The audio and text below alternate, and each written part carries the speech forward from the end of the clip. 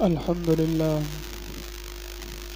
لله رب العالمين، والصلاة والسلام على سيد الأنبياء والمرسلين وعلى آله وأصحابه وأهل بيته أجمعين.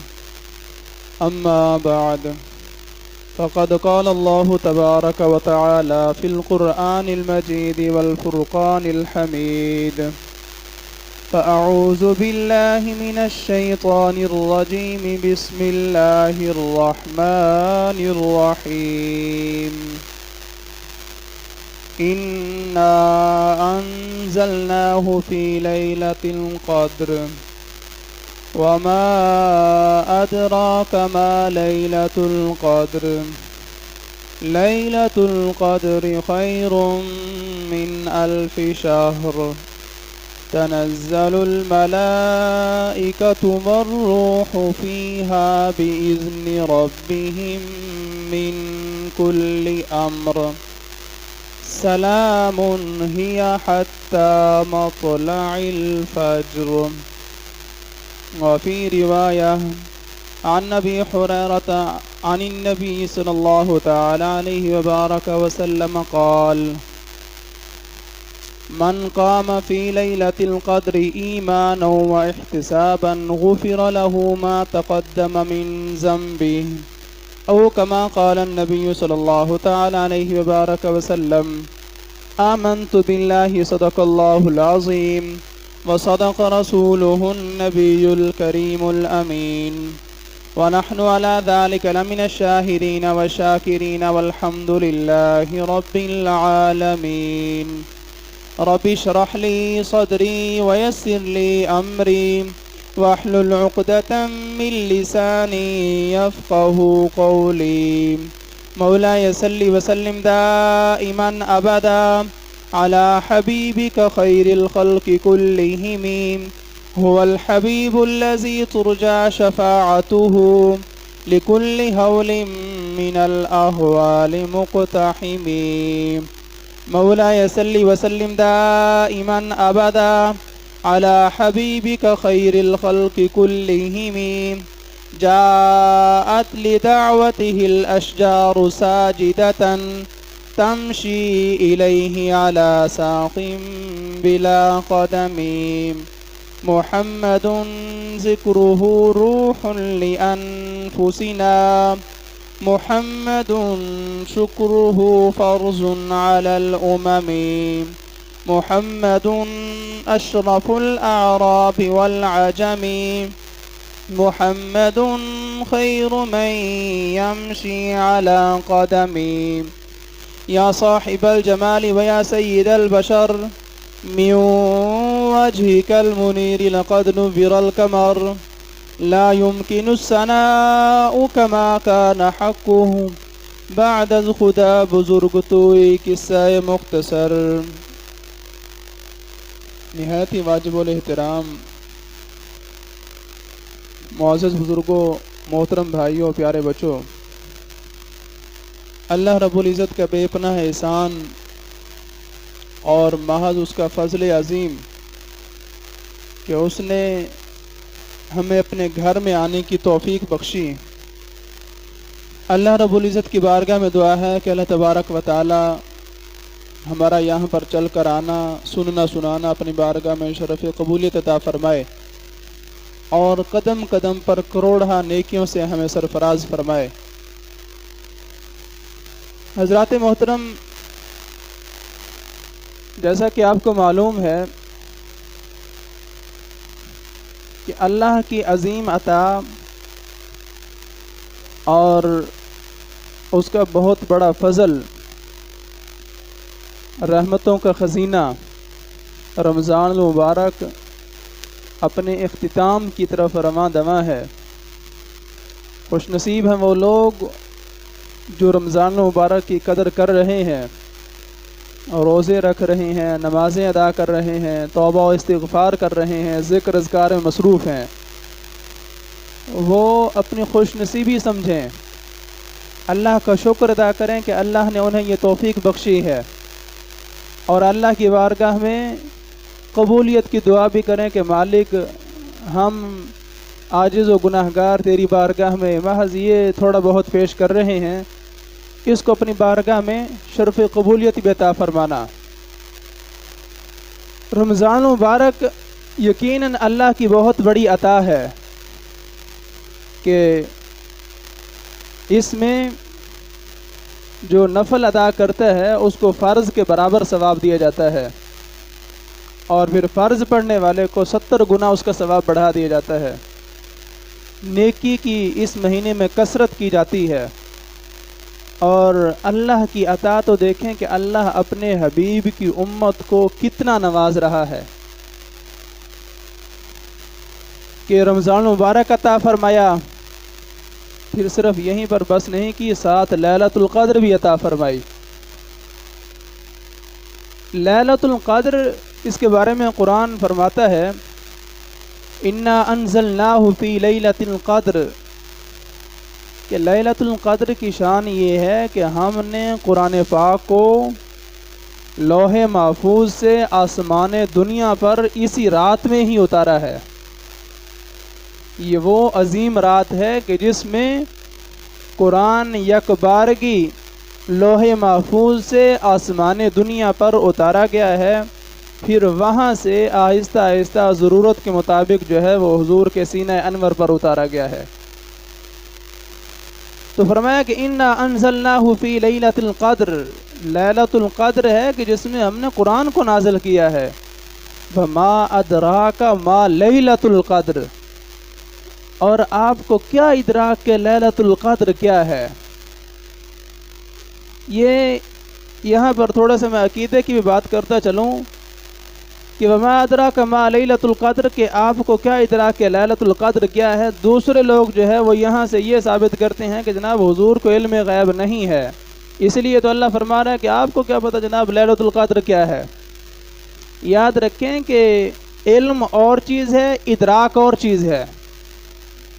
وما ادراک ما لیلۃ القدر سے حضور کے علم غیب کی نفی ثابت نہیں ہو سکتی، کیونکہ یہ نہیں کہا کہ آپ کو علم نہیں ہے کہ لیلۃ القدر کیا ہے، فرمایا کہ آپ کو ادراک نہیں ہے کہ لیلۃ القدر کیا ہے۔ علم اور ادراک میں فرق ہے۔ علم جو ہے اللہ نے وہ عطا فرمایا ہے، اور اس کے بارے میں قرآن کے مختلف مقامات پر بتایا گیا ہے۔ میں ایک آیت پیش کرتا ہوں اس کا حصہ، وَعَلَّمَكَ مَا لَمْ تَكُنْ تَعْلَمْ وَكَانَ فَضْلُ اللَّهِ عَلَيْكَ عَظِيمًا، محبوب آپ جو نہیں جانتے تھے اللہ نے وہ آپ کو سارا کچھ سکھا دیا ہے، سارا پڑھا دیا ہے، سارا بتا دیا ہے، اور اللہ کا یہ آپ پر بہت بڑا فضل ہے، بہت عظیم عطا ہے۔ فضل اللہ علیک عظیما، یہ اللہ کا بہت عظیم فضل ہے آپ پر۔ تو اس وجہ سے یہ تو نہیں کہہ سکتے کہ جناب حضور کو علم نہیں تھا، لیکن یہاں پر بھی ہے کہ وما ادراک ما لیلۃ القدر، کہ آپ کو ادراک نہیں ہے۔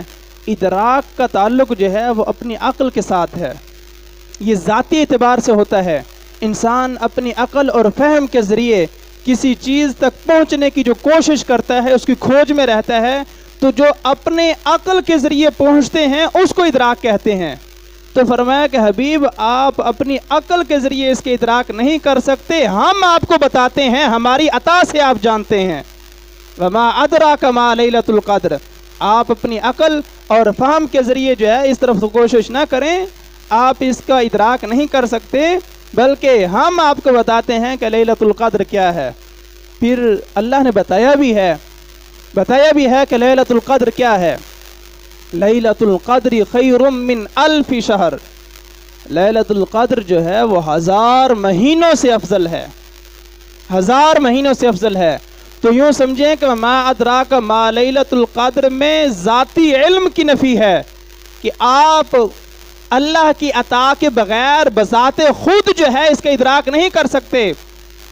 اللہ آپ کو عطا فرمائے گا، پھر آپ جانتے ہیں، اللہ کی عطا سے آپ کو معلوم ہے، اور پھر اللہ نے بتایا بھی ہے لیلۃ القدر خیر من الف شہر، کہ لیلۃ القدر جو ہے یہ 1000 مہینوں سے افضل ہے، 1000 مہینوں سے۔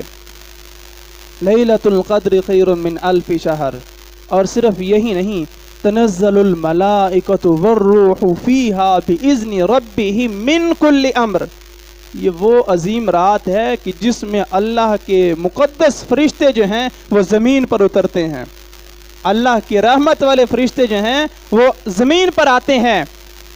صرف وہی نہیں، والروح، فرشتوں کے سردار اور رسول حضرت جبرائیل امین جو ہیں وہ بھی اس دنیا میں تشریف لاتے ہیں۔ تنزل الملائکۃ والروح فیہا، اسی رات میں وہ آتے ہیں، باذن ربہم، یہ ان کے رب کی طرف سے انہیں حکم ہوتا ہے اور اجازت ہوتی ہے کہ آج لیلۃ القدر ہے، میرے حبیب کی امت کے پاس جاؤ اور وہاں پر اب تم تشریف لے جاؤ، دنیا پر اترو اور جا کر دیکھو کہ میرے حبیب کی امت کن کاموں میں مصروف ہے، میری حبیب کی امت کیا کر رہی ہے۔ کوئی جناب تلاوت قرآن میں مصروف ہے، کوئی قیام میں مصروف ہے، اور کوئی ذکر اذکار میں مصروف ہے، کوئی توبہ استغفار میں مصروف ہے، کوئی جنت کا سوال کر رہا ہے، کوئی جہنم سے پناہ مانگ رہا ہے، کوئی اللہ کے عذاب سے جو ہے اس پر رقت طاری ہے، کوئی جہنم سے عذاب سے جناب خوف میں مبتلا ہے۔ مختلف حالات ہیں امت کے، تو جاؤ میری امت کے، میرے حبیب کی امت کے حالات دیکھو کہ وہ کن کاموں میں مصروف ہے، وہ کیا کر رہے ہیں۔ تنزل الملائکۃ والروح فیہا باذن ربہم من کل امر سلام، آج کی رات ہر کام سے، ہر معاملے میں جو ہے وہ سلامتی ہی سلامتی ہے، ہر کام میں سلامتی ہے، ہر عمل میں سلامتی ہے، ہر معاملے میں سلامتی ہے، کہ آج کی رات جو ہے وہ کسی پر عذاب نہیں برسایا جائے گا، آج سلامتی کی رات ہے۔ من کل امر سلام، اور یہ سلامتی جو ہے کب تک ہے، یہ حتی مطلع الفجر، یہ طلوع فجر تک جو ہے یہ معاملہ رہتا ہے۔ اور یہ لیلۃ القدر کی فضیلت ہے۔ سید عالم صلی اللہ تعالی علیہ وسلم نے اپنے غلاموں کے سامنے جب گزشتہ انبیاء اور ان کی امتوں کی عبادات اور ان کی عمروں کا ذکر فرمایا کہ ان کی کتنی بڑی بڑی عمریں تھیں، اور نوح علیہ السلام کو ہی لے لیں، جناب 1000 سال، 1500 سال عمر اور 950 سال جو ہے ان کی تبلیغ، تو سمجھ سکتے ہیں کتنی عبادت ہے۔ اور باقی امتیں بھی، باقی انبیاء بھی، ان کی عمریں، تو صحابہ جو ہے وہ پریشان ہوئے کہ یا رسول اللہ، افضل امت تو ہم ہیں، کنتم خیر امت اخرجت للناس، یہ تو ہمارے لیے فرمایا گیا ہے، لیکن یا رسول اللہ ہم کہاں اور وہ کہاں، ان کی عمریں، ان کی عبادات، ظاہری بات ہے جن کے پاس وقت زیادہ ہے وہ عبادت بھی زیادہ کریں گے، جب عبادت زیادہ کریں گے ان کی نیکیاں بھی زیادہ ہوں گی، جن کی نیکیاں زیادہ ہوں گی فضیلت تو ان کو حاصل ہو جائے گی، حضور ہم کہاں جائیں گے۔ تو رحمت عالم صلی اللہ تعالی علیہ وسلم نے جو ہے وہ ارشاد فرمایا، جواب عطا فرمایا، جب دیکھا کہ میری امت جو ہے وہ پریشان ہو رہی ہے، تو اللہ بھی اپنے حبیب کی امت کو پریشان نہیں دیکھنا چاہتا۔ حضور کی برکت سے پھر اللہ نے قرآن کو نازل فرمایا اور لیلۃ القدر کا تحفہ عطا فرمایا، فرمایا کہ ان کی عمریں بھی زیادہ ہیں، ان کی عبادات بھی زیادہ ہیں، لیکن تمہارے لیے خصوصی پیکج ہے، خصوصی راتیں رکھی ہوئی ہیں تمہارے لیے رمضان مبارک مقدس مہینہ رکھا ہوا ہے، اور تمہیں لیلۃ القدر عطا کر رہا ہوں، یہ ایک رات جو ہے وہ 1000 مہینوں سے افضل ہے، ایک رات 1000 مہینوں سے افضل ہے۔ اس لیے حضور کی امت ہوتے ہوئے بھی پریشان ہونے کی ضرورت نہیں ہے، اللہ کی خصوصی عطا ہے اس امت پر، حضور کے صدقے اللہ نے بڑا نوازا ہے اس امت کو، اور لیلۃ القدر کا تحفہ عطا فرمایا کہ یہ ایک رات جو ہے وہ 1000 مہینوں سے افضل ہے۔ پھر اس کی اتنی اہمیت، لیلۃ القدر، قدر کا معنی جو ہے وہ مختلف اس کے معنی ہیں۔ لیلۃ القدر کو لیلۃ القدر کیوں کہتے ہیں؟ لیلۃ القدر جو ہے اس قدر کا معنی تنگی بھی ہے، اس وجہ سے کہ اس رات اللہ کے اتنے فرشتے اس زمین پر نازل ہوتے ہیں کہ ان کے لیے زمین بھی تنگ پڑ جاتی ہے، اللہ کی اتنی رحمت والے فرشتے نازل ہوتے ہیں۔ لیلۃ القدر کو اس وجہ سے لیلۃ القدر کہا جاتا ہے۔ لیلۃ القدر جو ہے یہ مختلف اس کے معنی ہے اور مفاہیم ہے، اور قدر کا معنی اندازہ بھی ہے، اندازہ، مقدار، کہ اللہ رب العزت اس رات میں مقدار کو پھر چھوڑ دیتا ہے، اندازے کو چھوڑ دیتا ہے، پیمانے اور معیار جو ہیں وہ ختم ہیں، پھر جو بھی اس کی بارگاہ میں جھک گیا ہے اور توبہ کر لی ہے اس نے، اللہ اس کو معاف فرما دیتا ہے۔ اس رات میں بغیر حساب کے، بغیر اندازے کے لوگوں کی مغفرت کی جاتی ہے، اس وجہ سے اس کو لیلۃ القدر کہا جاتا ہے۔ مختلف مفاہیم ہیں بہرحال۔ تو اس میں فرشتے بھی نازل ہوتے ہیں، اور فرمایا کہ سلام کے الفاظ ہیں کہ یہاں تو فرشتے جو ہیں وہ آ کر حضور کی امت سے سلام کرتے ہیں، فرشتے آ کر حضور کی امت سے سلام کرتے ہیں۔ ایک مطلب یہ کہ فرشتے اس دنیا میں آ کر آپس میں سلام کرتے ہیں، یا یہ کہ فرشتے اس دنیا میں آ کر حضور کی امت کے لیے سلامتی کی دعائیں کرتے ہیں، ان کے لیے مغفرت کی دعائیں کرتے ہیں۔ اور یہ سلسلہ جو ہے وہ صبح صادق تک رہتا ہے، طلوع فجر تک جو ہے یہ رہتا ہے۔ جب اتنی عظیم یہ رات ہے اور اس کی اہمیت آپ سمجھ سکتے ہیں کہ سید عالم صلی اللہ تعالی وبارک وسلم اس رات کو تلاش کرنے کے لیے آپ پورا مہینہ اعتکاف میں رہے ہیں۔ پہلے 10 دن رہے، پھر دوسرے 10 دن رہے، اور پھر تیسرے 10 دن کے بارے میں کہا گیا کہ جس چیز کو آپ تلاش کر رہے ہیں وہ آخری 10 دنوں میں ہے۔ پھر فرمایا کہ لیلۃ القدر جو ہے وہ آخری عشرہ کی طاق راتوں میں ہے، طاق راتوں میں اس کو تلاش کرو۔ حضور واحد تشریف لا رہے تھے، لیلۃ القدر کی آپ کو خبر تھی، اللہ نے آپ کو علم عطا فرمایا تھا، آپ کو معلوم تھی کہ یہ کون سی رات ہے۔ جب حضور باہر تشریف لائے تو 2 لوگ جو ہیں وہ آپس میں ان کا جھگڑا ہو رہا تھا، کوئی گفتگو ہو رہی تھی۔ تو جب حضور نے ان کو دیکھا تو فرمایا کہ میں تو تمہیں لیلۃ القدر کی خبر دینے کے لیے آیا تھا، لیکن اب تمہارے اس عمل کی وجہ سے وہ مجھ سے محو ہو گئی ہے، اب تم خود اس کو تلاش کرو۔ اس میں ہزارہ حکمتیں ہیں کہ لوگ جو ہیں وہ رمضان مبارک کا پورا مہینہ جو ہے وہ لیلۃ القدر کی تلاش میں رہیں، اور پھر کم از کم آخری عشرہ اس میں تلاش کریں، اور یہ نہیں تو کم از کم طاق راتیں، اور پھر یہ نہیں تو علماء نے 27ویں رات کے بارے میں بھی کہا ہے کہ یہ رات جو ہے وہ لیلۃ القدر کی رات ہوتی ہے۔ تو اس لیے اس کی اہمیت کو سمجھیں اور اللہ کی بارگاہ میں ہم توبہ و استغفار کریں اور اپنے گناہوں کی معافی طلب کریں۔ اور اس رات بخشش ہوتی ہے باقاعدہ۔ بخاری شریف کی حدیث پاک ہے، حضرت ابو ہریرہ رضی اللہ تعالیٰ عنہ سے روایت ہے، فرماتے ہیں کہ سید عالم صلی اللہ تعالی وبارک وسلم نے ارشاد فرمایا، من قام فی لیلۃ القدر، جس بندے نے لیلۃ القدر میں قیام کیا، وہ کھڑا ہوا اللہ کو راضی کرنے کے لیے، اس نے نوافل پڑھے، ذکر اذکار مصروف ہوا، قرآن پاک کی تلاوت کی، وہ اللہ کو راضی کرنے کے لیے کھڑا ہوا، اس نے قیام کیا۔ اور رات کون سی؟ لیلۃ القدر کی۔ من قام فی لیلۃ القدر ایمانا و احتسابا، مومن بھی ہو اور بخشش حاصل کرنے کے لیے وہ کھڑا ہو، ثواب حاصل کرنے کے لیے کھڑا ہو، معافی طلب کرنے کے لیے جو ہے وہ کھڑا ہو، لوگوں کو دکھاوے کے لیے نہیں کہ جناب میں بھی اس رات مسجد میں آ جاؤں، جناب لوگوں کو پتہ چلے کہ میں بڑا عبادت گزار ہوں، اور اس غرض سے نہیں۔ ایمانا و احتسابا، ایمان بھی ہو اور محض اللہ کو راضی کرنا اس کا مقصود ہو۔ فرمایا کہ جو بندہ یہ کام کر لے گا، غفر لہ ما تقدم من ذنبی، اس کے گزشتہ سارے گناہوں کو معاف کر دیا جاتا ہے۔ یہ وہ عظیم رات ہے، اور اللہ تو اپنے حبیب کے صدقے اس امت کو بخشنے کے لیے مختلف اسباب ہیں۔ جب احادیث کو پڑھتے ہیں جگہ جگہ پر فرمایا گیا ہے۔ اب یہ لیلۃ القدر کے بارے میں ہے کہ آپ سن چکے ہیں کہ جناب اس میں جو قیام کرے اس کے لیے گزشتہ گناہوں کی معافی ہے، اور پھر ویسے ہے کہ من قام فی رمضان ایمانا و احتسابا غفر لہ ما تقدم من ذنبی، کہ رمضان المبارک میں جس نے قیام کیا اور ایمان بھی ہو اس کے پاس اور وہ ثواب حاصل کرنے کی غرض سے وہ قیام کرے، فرمایا کہ اس کے بھی گزشتہ سارے گناہوں کو معاف کر دیا جاتا ہے۔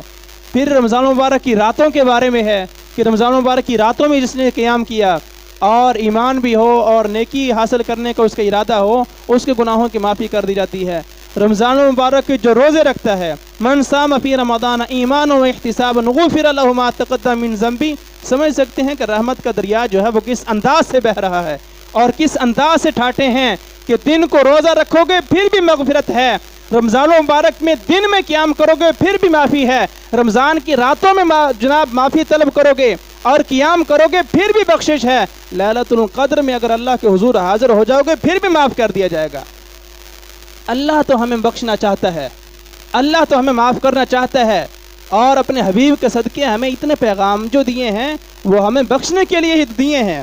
حضور نے عظیم عطا ہمیں جو عطا فرمائی ہے، ہمیں عظیم عطا کی ہے ہمیں، تو وہ ہمارے بخشش کے لیے ہی ہے، مغفرت کے لیے ہی ہے کہ جناب دن کو روزہ رکھیں، دن کو قیام کر لیں، رات کو نہیں ہو سکتا، دن میں مصروف ہیں، رات کو قیام کر لیں، اور اگر سارا مہینہ قیام نہیں کر سکتے تو جناب لیلۃ القدر میں ہی حاضر ہو جائیں اور آخری عشرے میں حاضر ہو جائیں، طاق راتوں میں حاضر ہو جائیں، اگر کچھ بھی نہیں کر سکتے کم از کم لیلۃ القدر کی ایک رات میں تو حاضر ہو جائیں۔ اللہ کی رحمت تو جو ہے وہ اپنے بندوں کو پکار رہی ہے، اور اللہ ہمیں بخشنا چاہتا ہے، کاش کہ ہم بھی بخشش کو حاصل کرنے والے بنیں، ہماری بھی توجہ ہو کہ ہم بھی اپنے گناہوں کی جو ہے بخشش حاصل کریں۔ اور میرے ذہن میں وہ حدیث پاک آ رہی ہے کہ حضور منبر پر جلوہ فروز ہو رہے تھے اور حضور نے 3 دعائیں فرمائیں۔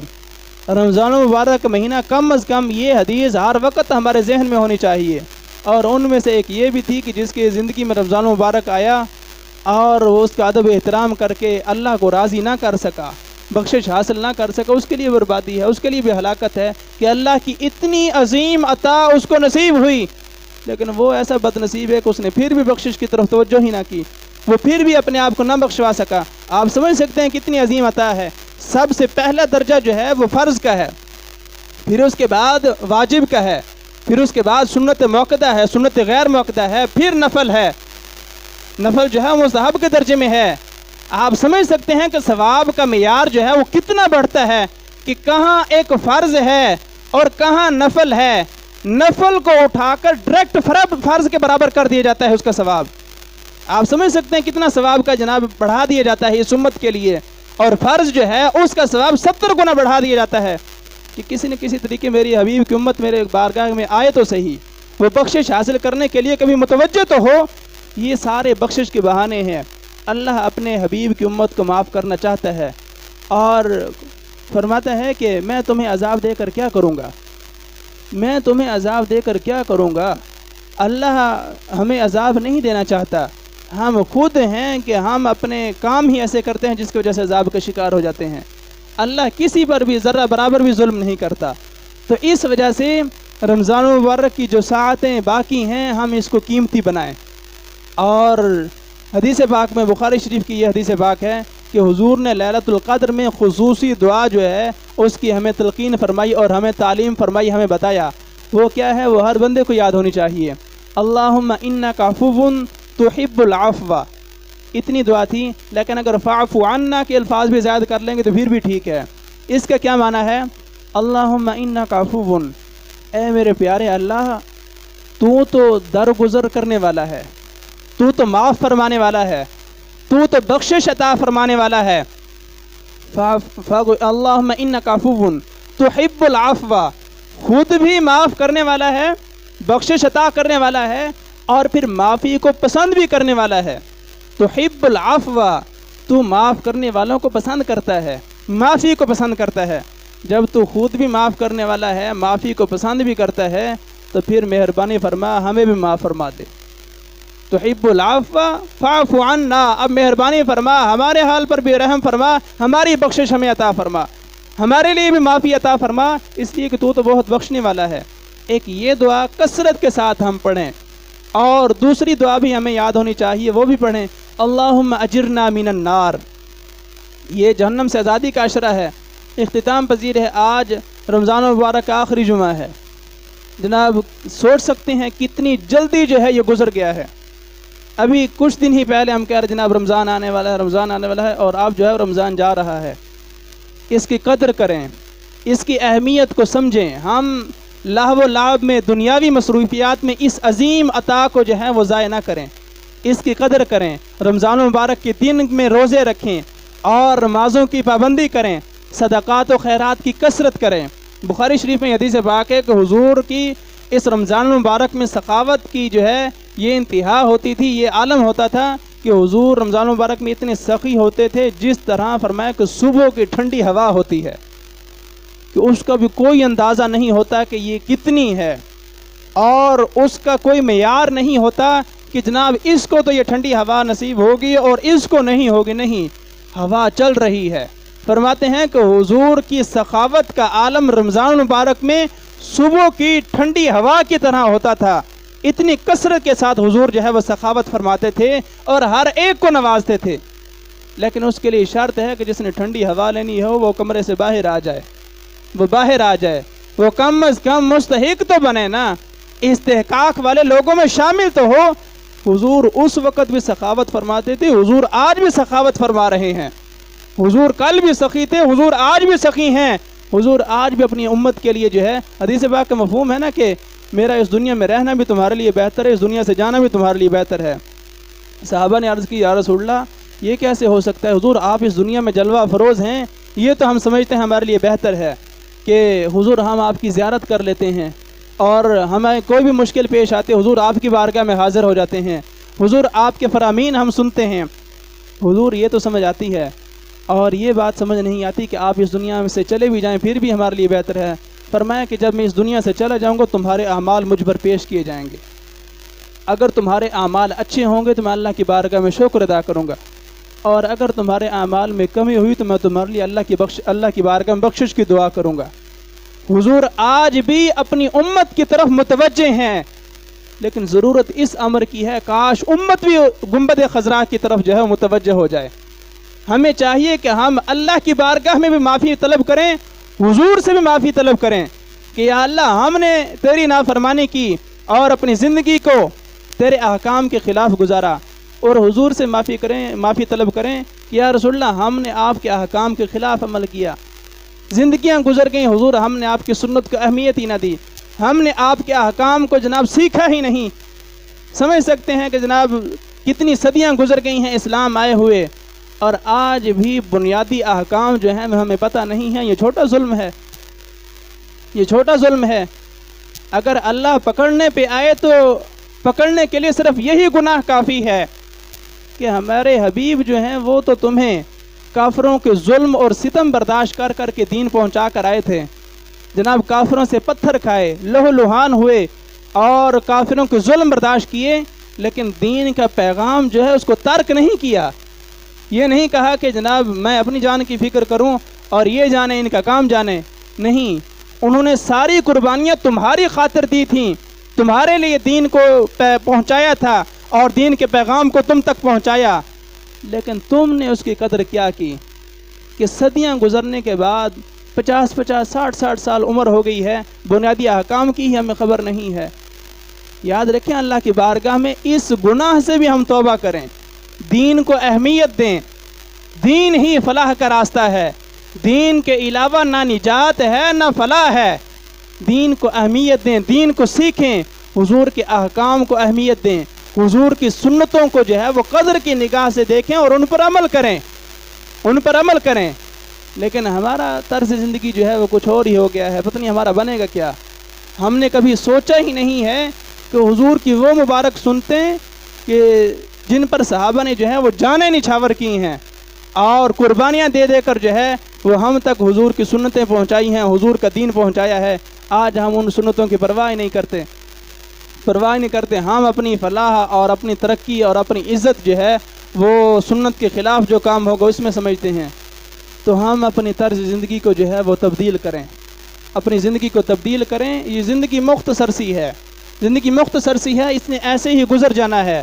اگر اس کو تبدیل کر کے قیمتی بنا لیں گے تو کامیاب رہیں گے، اور اگر غفلت میں ہی گزار دیں گے تو اس زندگی نے گزر ہی جانا ہے، لیکن پھر آخرت میں پچھتانے کے علاوہ کچھ بھی ہاتھ نہیں آئے گا۔ حضور کی سنتوں کا اہمیت دیں خدا را، اپنی کم از کم شکل و صورت تو ہم حضور کی سنت کے مطابق بنا لیں۔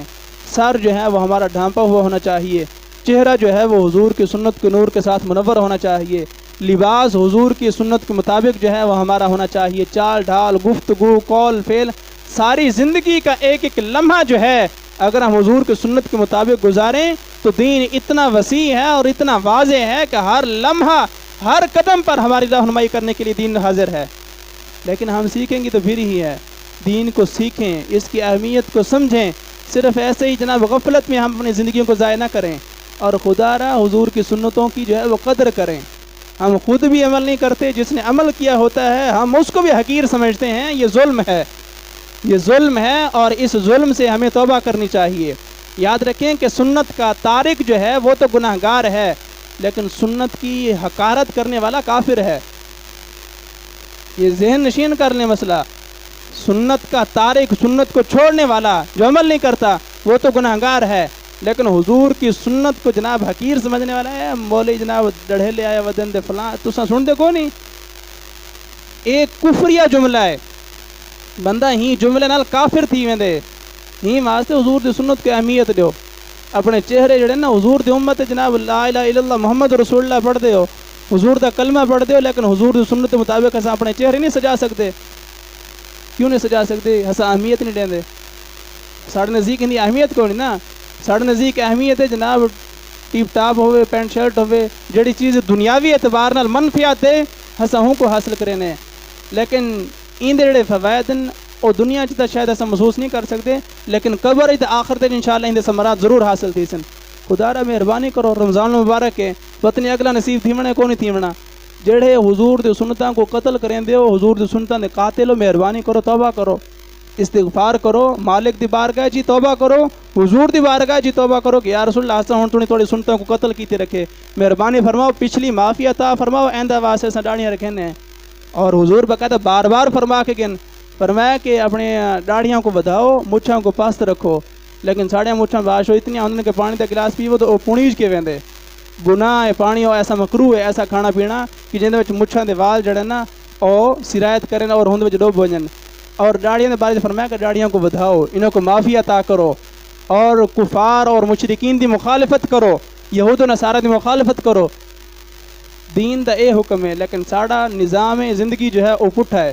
مچھاں ٹائٹ کر کے رکھنے تو داڑھی بالکل منوا کے رکھنی ہے. اگر رکھنی بھی ہے تو مشین پھروا کے بھی وہ سنت دی برابر ہی نہ رہے. اور ظلم تو یہ ہے کہ ہن تو داڑھیاں دے سٹائل آ گئے، ڈیزائن جناب داڑھیاں دے، اے ہساں خود اپنے آپ کو جہنم دے حوالے کریں دے پہ ہیں. ایسے اعمال جڑے ہیں نا اللہ دی عطا ہر وقت ہے، ہوں دے حبیب دی عطا بھی ہر وقت ہے، لیکن ساڑے کرتوت جڑے نا بارہ لو جانوی آ لین. داڑیاں دے سٹائل بناونے والے توبہ کرو، توبہ کرو. اے جڑی قبر ہے نا، قبر آخرت دے منازل چو پہلی منزل ہے. اور فرمایا ہند بارے فرمایا گیا کہ یہاں دا اے جنت دے باغیں جو ایک باغ ہے، یا جہنم دے گڑھ ہیں جو ایک گڑھا ہے. تو ایسے کرتوت نہ کروں بھی خدا نہ خواستہ ایسا جو قبر جو پہنچوں دے والا وہ بجائے جنت دے باغ ہیں جو باغ بنن دے اور جہنم دے گڑھ ہیں جو گڑھا بنا پیا ہوئے. ایسے چہرے کہ جتنا جناب حضور دی سنت کو تساں ختم کریں دیو یا حضور دی سنت دا مذاق اڑیں دیو، اتنا جڑے وچھوں نے کٹے وال پتہ چل سی بھی کیویں ڈیزائن بڑی دن حضور دی سنت دے، یا حضور دی سنت کو کیویں ختم کری دے.